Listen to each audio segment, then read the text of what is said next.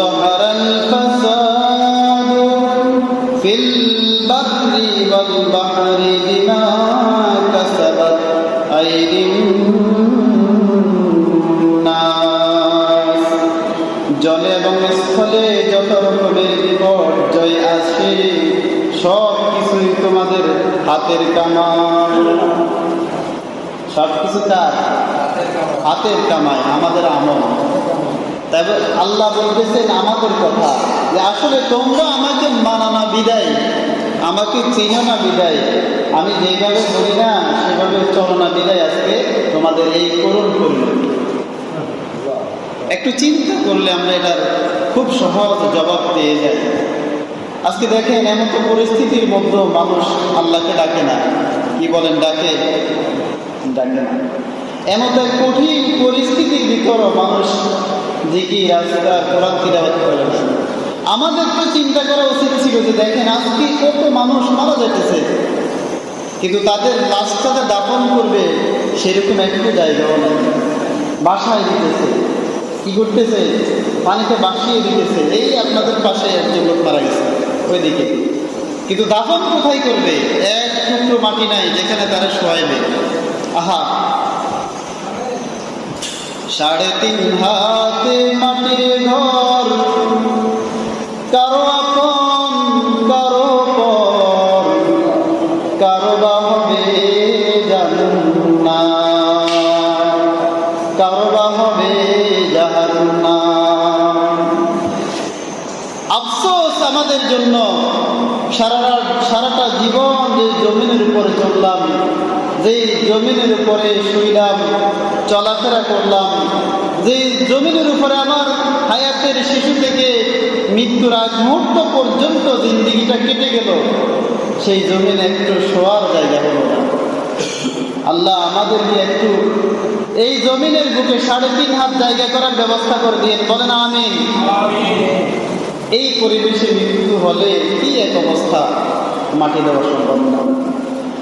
যদি আমিনের সাথে আমাদের এই আমিন আল্লাহর কাছে কবুল হতে হয়, এই যে আমিন বললাম এটা যদি কবুল হতে হয় তবে আল্লাহকে সন্তুষ্ট করতে হবে, আল্লাহকে বুঝাইতে হবে আল্লাহ আসলে আমি তো আপনার একজন প্রিয় মানুষ, জীবনে কখনো আল্লাহর নাফরমানি করি নাই, যদি কখনো করেও ফেলেছি আবার সংশোধন হয়ে আপনার কাছে ফিরে এসেছি।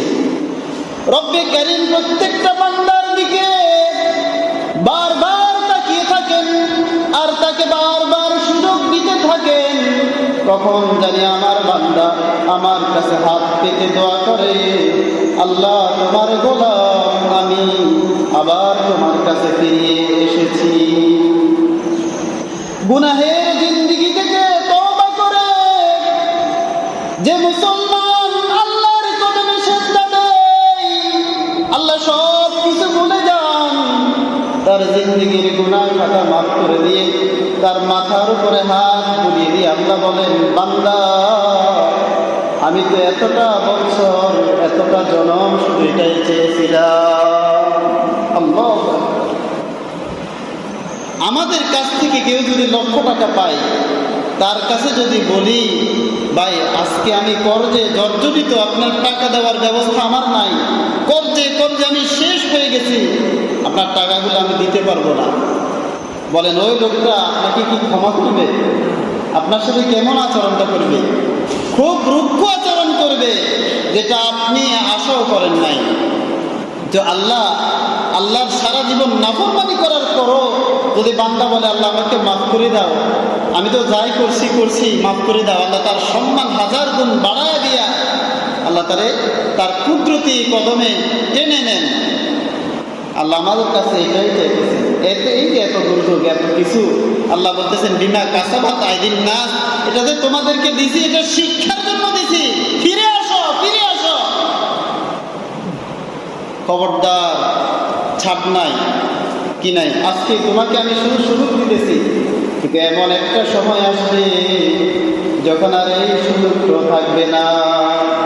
যেই সুযোগটা ফেরাউন চেয়েছিল, ফেরাউন আল্লাহকে বলেছিল রব্বে কারীম আমি তো নিজেকে খোদা দাবি করেছি, কিন্তু তুমি খোদার কাছে আমি রাত্রিবেলা তাহাজ্জুদের নামাজ পড়ে আশ্রয় চাইতাম, সাহায্য চাইতাম, যদি আমি তোমার নাফরমানি করেছি, রব আমার মৃত্যু সময় এসে গেছে, আমি তোমার কাছে তওবা করে ফিরে যাইতে চাইতেছি, অন্তরের মধ্যে এই কথাটা আনছে।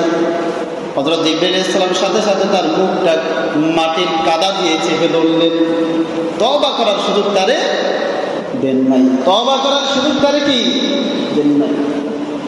নমরুদ নিজেকে খোদা দাবি করেছিল, একটা বেহেশত নির্মাণ করেছিল। নমরুদ বলেছিল, রব এত জনম জনম টাকা পয়সা স্বর্ণ গহনা হাজারো মুদ্রা খরচ করে একটা জান্নাত বানাইলাম নিজ হাতে, একটা কদম আমাকে ঢুকতে দাও, আমি আমার জান্নাতটা দেখি, নিজ হাতে তৈরি করা জান্নাতটা একবার দেখি।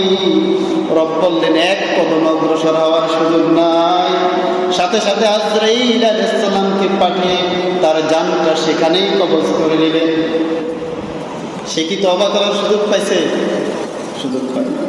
তো আল্লাহ আমাদেরকে এখন পর্যন্ত জীবিত রেখেছেন, এখন আমরা খাইতেছি, ঘুমাইতেছি, অন্তত মাথা গুজার একটু ঘুমানোর আশ্রয় আমাদের আছে। আল্লাহর কাছে তওবা করার এখনই সময়। কিন্তু আল্লাহর এমন হাজারো বান্দা আছে যাদের বসত ঘর বাড়ি সহায় সম্পত্তি যা কিছু আছে সব পানির নিচে তলিয়ে গেছে। আছে না এরকম? আছে। সেই তুলনায় আল্লাহ আমাদের হাজার গুণ ভালো রেখেছে। তো ভালো রাখার শুকরিয়া আল্লাহর কাছে আদায় করা দরকার আছে না? এই ভালো রাখার শুকরিয়া আদায় করার সবচাইতে বড় পথ হলো আজকে আল্লাহর কাছে বলেন, মনে মনে বলেন, অন্তর থেকে বলেন, আল্লাহ জীবনে কতদিন হায়াত রেখেছো সেটা আমাদের জানা নাই, আমার জানা নাই, কারোই জানা নাই, একমাত্র তুমি জানো। না জানি কোন দিন আজরাইল আমার ঘরে চলে এসে আমার হায়াতের দিন দিকে শেষ হয়ে যায়।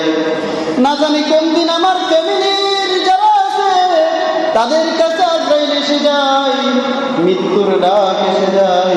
জানি না কোন মুহূর্তটি, কোন দিনটি, কোন বছরটি জীবনের শেষ বছর হয়ে যায়। আল্লাহ এখন থেকে তওবা করে নিলাম, আর কখনো তোমার হুকুম অমান্য করব না। আজ থেকে 5 ওয়াক্ত নামাজ তোমার মসজিদে এসে পড়ব, নিজের সন্তানদেরকে পড়াবো, নিজের সন্তানদেরকে পড়াবো, নিজের স্ত্রীকে পড়াবো, সবাইকে 5 ওয়াক্ত নামাজ পড়ার জন্য আমি দাওয়াত দেব। এটা বলতে পারি না? এটা অন্তর থেকে কি আমরা ওয়াদা করতে পারি না? আল্লাহর পথে কি ফিরে আসার সময় হয় নাই? মানুষের জিন্দেগি শেষ হয়ে যায়, পৃথিবীর জিন্দেগি শেষ হয়ে যায়। পৃথিবীতে কোনোটাই দীর্ঘস্থায়ী নয়, সব কিছু ক্ষণস্থায়ী। এই জমিনের বুকে আমাদের পূর্বপুরুষেরা এসেছিলেন, আমাদের দাদারা এসেছিলেন, হিজারা এসেছিলেন, নানারা এসেছিলেন, আদম আলাইহিস সালাম এসেছেন। হাজারো জাতিকে আল্লাহ এই জমিনের বুকে বাসস্থানের সুযোগ দিয়েছিলেন।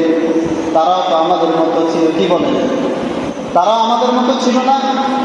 তারাও তো এরকম ছিল, তাদের মনে অনেক আশা ভরসা ছিল, বাড়ি হবে, গাড়ি হবে, অনেক জায়গা জমি হবে।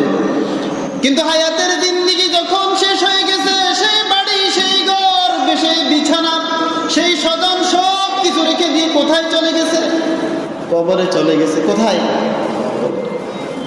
কেউ ঈমানের সাথে গেছেন, আর কেউ বা ঈমানের সাথে যাইতে পারেন নাই। আল্লাহর কাছে দোয়া করি, আল্লাহ যেন আমাদেরকে ঈমানের সাথে কবর পর্যন্ত যাওয়ার তৌফিক দান করেন। সম্মানিত মুসল্লিগণ, আজকে আমার আলোচনার মূল বিষয় হলো প্রতিবেশীর হক। প্রতিবেশী, আমাদের তো প্রত্যেকের কেউ না কেউ প্রতিবেশী আছে, নাই? আপনার পাড়াপড়শি আছে, আপনার পাড়াপড়শির মধ্যে কেউ আছে মুসলমান, কেউ অমুসলিম। আপনার প্রতিবেশীর মধ্যে কেউ এমনও আছে যে আপনার আত্মীয়। কি বলেন? কত রকমের আত্মীয়, কত রকমের প্রতিবেশী আছে। এই প্রতিবেশীদের একটা কি আছে? হক আছে। রাসূল সাল্লাল্লাহু আলাইহি ওয়াসাল্লাম হাদিসের মধ্যে বলেন, কোন ব্যক্তি প্রকৃত অর্থে ততক্ষণ পর্যন্ত মুসলমান হতে পারবে না যতক্ষণ না তার হাত, তার মুখ, তার জবান থেকে একজন প্রতিবেশী নিরাপদে থাকে।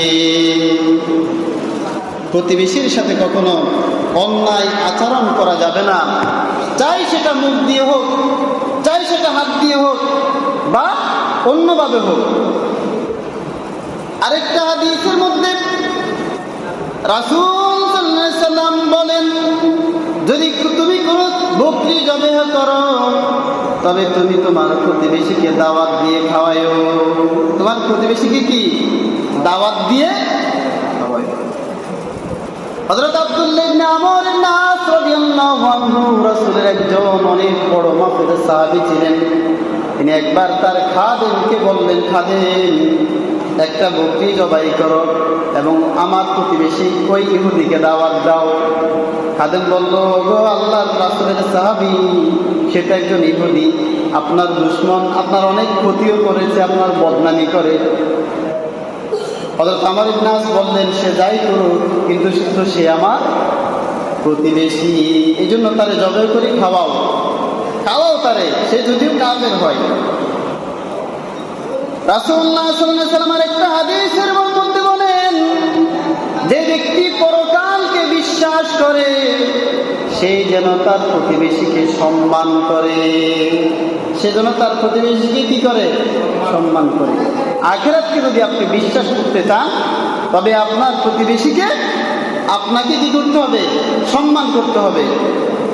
হযরত হাসান রাদিয়াল্লাহু আনহু হতে বর্ণিত, রাসূলুল্লাহ সাল্লাল্লাহু আলাইহি ওয়াসাল্লাম বলেন, প্রতিবেশীর উপর প্রতিবেশীর যে হকগুলো আছে তার মধ্যে কয়েকটা হলো, যদি প্রতিবেশী তোমার নিকট জন চাই, টাকা ধার চাই, তবে তারে তুমি টাকা ধার দিবে। যদি তোমাকে কখনো ডাকে তোমার প্রতিবেশী, তবে তার ডাকে সাড়া দিবে। যদি তোমার প্রতিবেশী কখনো অসুস্থ হয় তবে তাকে সেবা যত্ন করবে। যদি কখনো সহযোগিতা চাই তবে তাকে সহযোগিতা করবে। যদি কখনো সে দুর্ঘটনায় পড়ে তবে ভালো মন্দ তার খবরাখবর নেবে। যদি কখনো তোমার প্রতিবেশী মৃত্যুবরণ করে তবে তার দাফন কাফনের ব্যবস্থা করবে। যদি সেই কখনো সফরে যায়, কোথাও বেড়াতে যায়, তাহলে তার ঘর দরজা, তার আসবাবপত্র, তার যা কিছু আছে সেগুলোর দেখাশোনা করবে। যদি সে অভাবে কষ্ট পায় তবে তাকে সহযোগিতা করবে। আল্লাহু আকবার। প্রতিবেশীর প্রতি কতটা হক, এই যে কথাগুলো বললাম, সব রকমের হক একজন প্রতিবেশীর আপনার আমার উপর আছে। দেখছে কোথাও গেলে তার ঘর দরজা দেখাশোনা করা, অসুস্থ হলে সেবা যত্ন করা, মারা গেলে কাফন দাফনের ব্যবস্থা করা, এটা কি আমাদের দায়িত্ব না? কার কথা বলেন? রাসূলের কথা। আমাদের রাসূল এটা বলছেন। হযরত আবু হুরায়রা রাদিয়াল্লাহু আনহু হতে বর্ণিত, তিনি বলেন, রাসূল আমাদেরকে প্রতিবেশীর সম্বন্ধে এত বেশি নসিহত করতেন, মাঝে মধ্যে আমাদের মনে হয়ে যেত যেন প্রতিবেশীরা আমাদের ওয়ারিস হয়ে যাইতেছে। আপনার সন্তান যেরকম আপনার ওয়ারিস, মারা গেলে সম্পদের ভাগ পাবে, সেরকম প্রতিবেশীও ভাগ পাবে, এরকম হয়ে গেছে। তাহলে রাসূল প্রতিবেশীর সম্বন্ধে কতটা সচেতন ছিলেন। হযরত আবু হুরায়রা রাদিয়াল্লাহু আনহু হতে বর্ণিত, রাসূলুল্লাহ সাল্লাল্লাহু আলাইহি ওয়াসাল্লাম বলেন, হারাম জিনিস থেকে বেঁচে থাকো, তাহলে তুমি হবে সবচাইতে বড় আবেদ। একজন বড় আবেদ হইতে হলে হারাম জিনিসের থেকে বেঁচে থাকতে হবে। আর যদি অল্প কিছুতে তুমি তুষ্ট থাকো তবে তুমি হবে সবচাইতে বড় শুকরিয়াকারী। আর নিজের জন্য যা পছন্দ করো তা যদি অন্যের জন্য পছন্দ করতে পারো তবে তুমি হবে একজন প্রকৃতপক্ষে মুমিন। প্রতিবেশীর সাথে ভালো থাকো, তাহলে তুমি মুসলিম হতে পারবে। আর কম হাসো, কারণ যদি বেশি হাসা করো, বেশি আনন্দ করো তবে অন্তরটা মরে যায়। কথা বুঝাইছেন? এই আমলগুলো আমাদের দরকার আছে কিনা বলেন? প্রতিবেশীর প্রকার হলো তিনটা। প্রতিবেশী কয় প্রকারের হয়? কথা বলেন, কয় প্রকার? তিন প্রকারের প্রতিবেশী হয়। এক নাম্বার, প্রথম প্রকারের প্রতিবেশী যে হলো আত্মীয়, মুসলমান এবং প্রতিবেশী, এক নাম্বার প্রতিবেশী, তার হক আপনার সবচেয়ে বেশি। দুই নাম্বার প্রতিবেশী যে মুসলমান এবং আপনার প্রতিবেশী, এটা হলো দ্বিতীয় নম্বরের প্রতিবেশী। তৃতীয় প্রকারের প্রতিবেশী হলো যারা আপনার প্রতিবেশী তবে অমুসলিম। সবচাইতে বেশি হকদার হলো আপনার প্রতিবেশীর মধ্যে যে আপনার আত্মীয়। আমার আপনার আত্মীয়দের মধ্যে যারা প্রতিবেশী তাদের হক সবচাইতে বেশি। তারপরে কার? যে ব্যক্তি প্রতিবেশী এবং মুসলমান তার হক। তার সর্বশেষে আসে তাদের অমুসলিম। তাহলে এইটা দ্বারা আমরা যেটা বুঝলাম, রাসূল প্রত্যেকটা প্রতিবেশীর হকের বিশেষ সচেতন ছিলেন। বলেন না সুবহানাল্লাহ।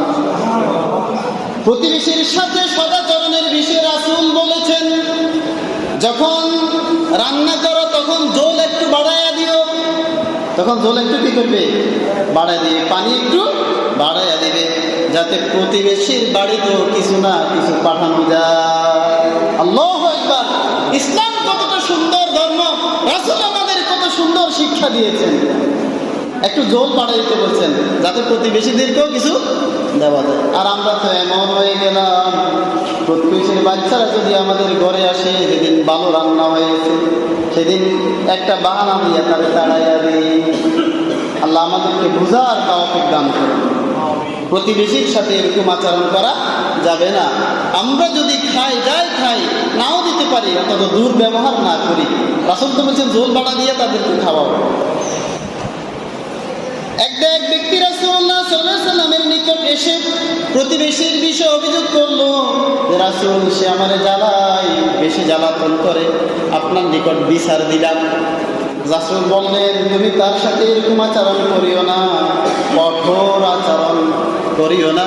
তোমার আর তার মধ্যে মৃত্যুটাই ব্যবধান হয়ে যাবে, মৃত্যুই তোমাদের সম্পর্ক ছিন্ন করে দিবে। মানেটা হলো, প্রতিবেশী যখন খারাপ আচরণ করবে আপনার সাথে, আমার সাথে দুর্ব্যবহার করবে, দুর্ব্যবহার করা নিষেধ। রাসূল এইটাকে সমর্থন করে নাই। হযরত আমর ইবনুল আস রাদিয়াল্লাহু আনহু বলেন, যে ব্যক্তি তার সম্পর্ক রক্ষাকারীর সাথে সম্পর্ক রক্ষা করে এবং যে তার সাথে সম্পর্ক রাখে না, তার সাথে সম্পর্ক রাখে না, সেই সম্পর্ক রক্ষাকারী নয়। কথা বুঝেন নাই বলে, আপনার সাথে যে ভালো ব্যবহার করে আপনিও তার সাথে ভালো ব্যবহার করলেন, আপনার সাথে আমার সাথে যে খারাপ ব্যবহার করলো আমরাও তার সাথে খারাপ ব্যবহার করলাম, এটা কিন্তু ইসলামিক কথা নয়। ইসলামিক কথা হলো, যে দুর্ব্যবহার করুক তার সাথেও ভালো ব্যবহার করা, তার সাথেও কি ভালো ব্যবহার করা। ফকিহ সামরকান্দি রাদিয়াল্লাহু আনহু বলেন, একজন মুসলমান, একজন প্রতিবেশী আরেকজন মুসলমানের থেকে তিনটা জিনিসের বিষয়ে একদম হক থাকতে হবে।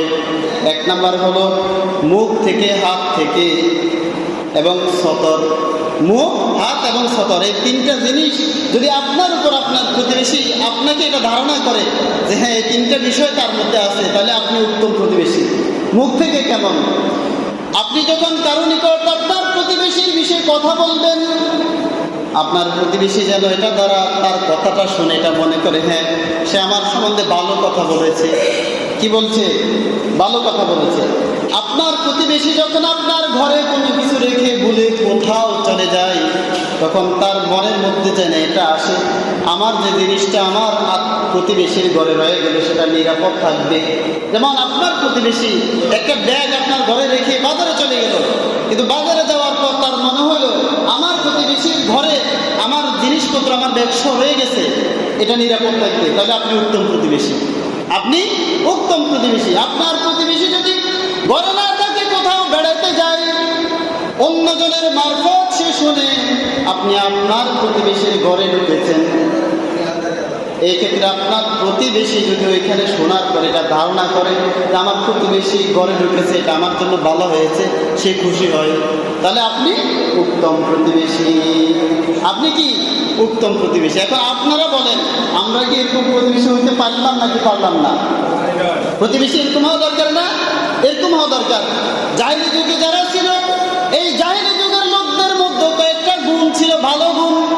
এক নাম্বার, তাদের নিকট যদি কোনো মেহমান আসতো, তারা যথাসাধ্য ভালোভাবে আপ্যায়ন করত, মেহমানদারি করত, খুব ভালো পরিমাণে সেবা যত্ন করত। জাহেলি যুগের মানুষের মতো আত্মীয়তা এবং প্রতিবেশীর প্রতি কি ছিল? সুন্দর একটা ধরত ছিল, তারা সেবা যত্ন করত। আরেকটা গুণ তাদের ছিল, যদি কারো স্ত্রী বৃদ্ধ হয়ে যেত, অসুস্থ হয়ে যেত, তারা ওই স্ত্রীকে তালাক দিত না, ঘরে রেখে তার যতটা সম্ভব সেবা যত্ন করত, তারা আর ব্যবস্থা করে দিত। তাহলে জাহেলি যুগকে আমরা যতটা খারাপ মনে করি, তাদেরও কিছু কিছু কি ছিল, গুণ ছিল। স্ত্রী অসুস্থ হয়ে যাওয়ার পরও, বৃদ্ধ হয়ে যাওয়ার পরও তাকে তালাক দেয় নাই। আরও কিছু গুণ ছিল, যদি প্রতিবেশীর মধ্যে কেউ ঋণগ্রস্ত হইতো, জনগ্রস্ত হইতো, তার সহযোগিতা করত, জন মাফ করে দিত। তারা জাহেলি যুগের প্রতিবেশীরা তারা কতটা উত্তম ছিল, তাদের এই গুণগুলো ছিল, যদিও তারা জাহেলি যুগের ছিল। রাসূল সাল্লাল্লাহু আলাইহি ওয়াসাল্লাম বলেন, হযরত সুফিয়ান সাওরী রাদিয়াল্লাহু আনহু হতে বর্ণিত, তিনি বলেন 10টি বিষয় অবিচারের অন্তর্ভুক্ত। কয়টি? 10টি বিষয় যদি আপনার ভিতরে না থাকে তবে আপনি অবিচার করতেছেন। 1 নাম্বার হলো, যখন দোয়া করা হয় তখন যদি পিতা মাতার জন্য দোয়া করা না হয়। যখন দোয়া করবেন নিজের জন্য নয়, শুধু পিতা মাতার জন্য দোয়া করা যদি আপনি না করেন তাহলে পিতা মাতার প্রতি অবিচার করলেন। 2 নাম্বার, যে ব্যক্তি কোরআন পড়তে পারে সেই অন্তত দৈনিক যদি 100 আয়াত তিলাওয়াত না করে সেটাও অবিচার। সেটাও কি? আপনি কোরআন পড়তে পারেন, কেন পড়লেন না? 3 নাম্বার, যদি কোনো ব্যক্তি মসজিদে ঢুকে আর অন্তত 2 রাকাত নামাজ না পড়ে আবার মসজিদ থেকে বের হয়ে যায়, এটাও একটা কি? অবিচার। 4 নাম্বার, যদি কোনো ব্যক্তি কোনো কবরের পাশ দিয়ে হেঁটে যায় আর ওই কবরের বাসের জন্য দোয়া না করে, কবর বাসকে যদি সালাম না দেয়, আসসালামু আলাইকুম ইয়া আহলাল কুবুর, তবে ওটাও কবর বাসের জন্য অবিচার। আর 5 নাম্বার হলো, যখন জুমার দিন আসে সেই ব্যক্তি জুমার নামাজে যদি না যায় বাড়িতে থাকে, সেটাও হলো আরেকটা অবিচার। 6 নাম্বার, যদি কোনো ব্যক্তি এই কথা শুনে যে তার এলাকায় একজন বড় আলেম এসেছে, সেই আলেমের সাথে সে সাক্ষাৎ করে নাই, ওই আলেমের সাথে থেকে কোনো দোয়া দেয় নাই, সেটাও অবিচার। 8 নাম্বার, যদি কোনো দিনী ভাই তার নিকট কোনো ভালো বিষয়ে দাওয়াত নিয়ে যায়, দিনী বিষয়ে দাওয়াত নিয়ে যায়, তার দাওয়াত গ্রহণ না করে, সেটাও আরেকটা অবিচার। আরও অবিচার আছে। 9 নাম্বার হলো, যে ব্যক্তি অবসর সময় পায় আর এই অবসর সময়টাকে কাজে না লাগায়, সেটাও সময়ের প্রতি অবিচার। আরেকটা হলো, যে ব্যক্তি নিজে খায় প্রতিবেশীর খবর নেই না, তার প্রতিবেশী ক্ষুধার্ত থাকে, সেটা হলো প্রতিবেশীর প্রতি অবিচার। আল্লাহ এই ধরনের অবিচার থেকে আমাদের সকলকে হেফাজত করুন। রাসূলুল্লাহ সাল্লাল্লাহু আলাইহি ওয়াসাল্লাম বলেন, হযরত আনাস ইবনে মালিক রাদিয়াল্লাহু আনহু হতে বর্ণিত, একটা সময় প্রতিবেশীরা আল্লাহর নিকট যায় বিচার দিবে, রব্বে কারীম, আপনি আমার এই প্রতিবেশীকে সচ্ছলতা দান করেছিলেন, কিন্তু আমি ছিলাম অভাবগ্রস্ত, আমি ক্ষুধার্ত থাকতাম, সে পেট ভরে খাইতো, আমার খবর নিত না। তাহলে প্রতিবেশী আল্লাহর কাছে কি দিবে? বিচার দিবে। সে ধনী ছিল, আমি ছিলাম অভাবগ্রস্ত, সে আমার খবর নিত না। 1 নাম্বার বিচার। 2 নাম্বার বিচার হলো, আপনি তাকে যা দান করেছিলেন সে কেন তা থেকে আমাকে বঞ্চিত রেখেছে, আপনি তার বিচার করেন। এবার বলেন, আমরা কি প্রতিবেশীর বিষয়ে সচেতন থাকা দরকার না? কথা বলেন, দরকার কিনা? প্রত্যেকেই এই কথা আজকে বুঝতে পারলাম, আমার প্রতিবেশী আমার থেকে অনেক কিছু পাওনা আছে। সবচাইতে বড় পাওনা হলো তার বিষয়ে আমার খোঁজ খবরই নেওয়া। আজকে দেখেন, প্রাসঙ্গিক কথায় আসে, একটু সময় লাগুক। আমাদের প্রতিবেশী অনেকগুলো রাষ্ট্র আছে, বার্মা আছে, ইন্ডিয়া আছে, শ্রীলঙ্কা আছে, মালদ্বীপ, নেপাল, এগুলো আমাদের প্রতিবেশী রাষ্ট্র। এই প্রতিবেশী রাষ্ট্রগুলোর প্রতি আমাদের একটু বিনয় হওয়া দরকার আছে না? এই সার্কভুক্ত দেশ যেগুলোকে বলা হয় সার্কভুক্ত দেশ, এগুলোর সাথে আমাদের একটা ভালো সমন্বয় আছে, সম্পর্ক আছে, কারণ তারা আমাদের কি? প্রতিবেশী। ইন্ডিয়া আমাদের প্রতিবেশী, যখন তাদের যাই কিছু লাগে আমরা তাদের জন্য পাঠাই, ইলিশ মাছও পাঠাইছি, কি বলেন? পাঠাই না? পদ্মা সেতুর নিচ দিয়ে আমরা রেল লাইনের ব্যবস্থা করে দিলাম, দিছি কিনা? চট্টগ্রাম ওই যে সমুদ্র বন্দর থেকে তাদেরকে ট্রানজিট দেওয়া হয়েছে, ওই ইন্ডিয়ার হাজার হাজার লোককে দেশের চাকরির ব্যবস্থা আমরা করেছি কিনা বলেন না? কিন্তু তারা আমাদের জন্য কি করলো? আজকে ঘুমন্ত অবস্থায় মানুষ ঘুমাইতেছে, এই সময়টার মধ্যে গভীর রাত্রে বান ছেড়ে দিয়ে হাজার হাজার বাড়িঘর পানির মধ্যে তলিয়ে দেওয়া হয়েছে। এটা কি একজন প্রতিবেশীর আচরণ হতে পারে? কথা বলেন, একজন প্রতিবেশীর আচরণ এমন হতে পারে? জেলখানায় হাজার হাজার আলেমকে বন্দী করে রাখা হয়েছে, আমাদের রাজনৈতিক নেতৃবৃন্দকে বন্দী করে রাখা হয়েছে। বিগত সরকারের যে সমস্ত লোকেরা সরকার বিরোধী কথা বলেছে তাদেরকে অন্ধকার কারাগারের নামটা কি না, আয়না করে বন্দী করে রাখা হয়েছে। তাদের আত্মীয়স্বজন জানে না, জানতো না, এখনো জানে না তারা কি জীবিত ছিল নাকি মারা গেছে, এখন জানতেছে অনেকেই। এত অত্যাচার করা হয়েছে। কিন্তু আমাদের যারা অমুসলিম ভাইয়েরা আছেন তাদের একজনকেও কি সেখানে রাখা হয়েছিল? বলেন, আপনারা জানেন একজনকেও রাখা হয়েছিল? বিগত সরকার তাদের প্রতি অনেক বেশি দরদি ছিল। আজকে আমরাও দরদি। আমাদের আলেম সমাজ তাদের মন্দিরগুলো পাড়া দিতেছে, এখনো দিতেছে, আক্রমণ হতে দেয় নাই, তাদের ক্ষতি হতে দেয় নাই। তাহলে আমরা কি আমাদের প্রতিবেশীর থেকে এটা আশা করি যে আপনারা এভাবে নদীর বাঁধ ছেড়ে দিয়ে আমাদের দেশকে ডুবাইয়া দিবেন? এটা কি একজন প্রতিবেশীর আচরণ হতে পারে? রাসূল সাল্লাল্লাহু আলাইহি ওয়াসাল্লাম হাদিসের মধ্যে বলছেন, তোমাদের একটা প্রতিবেশীর গুণ থাকবে, তোমাদের একটা প্রতিবেশীর গুণ, আমার কথা নেই, রাসূলের কথা। আর ওই জায়গাটার নাম হবে হিন্দুস্তান। সেটার নাম কি হবে? আর তোমরা প্রস্তুত থাকবে, একটা সময় তাদের সাথে তোমাদের সাথে একটা যুদ্ধ হবে। আমরা যে পরিস্থিতি দেখতেছি সেটা যুদ্ধের পরিবেশ না? একটা রাষ্ট্রের প্রতি এত অত্যাচার করা, সেটা যুদ্ধের তো একটা পরিবেশ হয়ে গেল। তো রাসূলের কথার সাথে আমাদের কথা মিলতেছে কিনা, পরিবেশের সাথে মিলতেছে কিনা? রাসূল হযরত আবু হুরায়রা রাদিয়াল্লাহু আনহু বললেন, রাসূল সেই যুদ্ধের ময়দানে আমিও থাকতে চাই। রাসূল সাল্লাল্লাহু আলাইহি ওয়াসাল্লাম বললেন, আবু হুরায়রা, আমারও মনে চায় সেই যুদ্ধে অংশগ্রহণ করি, কারণ সেই যুদ্ধে, গাজওয়াতুল হিন্দের যুদ্ধে, ভারত এবং মুসলমানদের যুদ্ধে যারা অংশগ্রহণ করবে তারাই জান্নাতি। বলেন সুবহানাল্লাহ। রাসূল বললেন, আবু হুরায়রা, তুমি যে নিয়ত করেছ এই অমুসলিমদের সাথে যুদ্ধ করবে ভারতে যায়া, এই জন্য আল্লাহ তোমাকে মাফ করে দিয়েছেন, যুদ্ধের সওয়াব তোমাকে দিয়ে দিয়েছেন। বলেন সুবহানাল্লাহ। শেষ কথা যেটা, উপসংহার, আমাদেরকে মানসিকভাবে আজকে তাদের যে আচরণ, সেই আচরণের একটা প্রতিকারের মানসিকভাবে প্রস্তুতি নিতে হবে। স্বদেশের তরে স্বদেশী আমরা সকলেই মোরা ভাই ভাই। আজকে আমরা যারাই যে রাজনৈতিক দল করি, কেউ হেফাজত, কেউ চরমোনাই, কেউ আওয়ামী লীগ, কেউ বিএনপি, আমরা সকলে কি ভাই ভাই? আমরা সকলে কি?